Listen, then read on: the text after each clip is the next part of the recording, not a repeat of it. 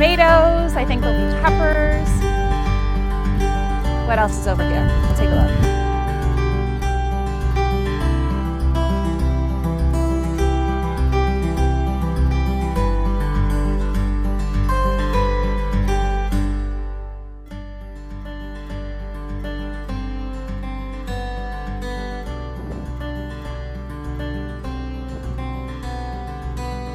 So when in season and you have all the produce at your fingertips, roadside stand, grocery, whatever, it's all about salads 5 million different ways. So we've done our garden salad, and here's a kale salad. Rough chop.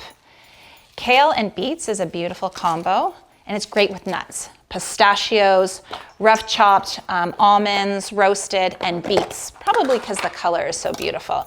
So kale salad, some beets, some goat's cheese, and some almonds.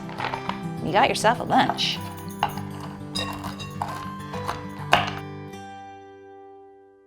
Hi, this is Trish Magwood. Don't forget to subscribe to my YouTube channel for recipe ideas, food inspiration, and simple home tips. Also go to Trish Magwood on Instagram for food and lifestyle ideas and inspiration, or check out trishmagwood.ca.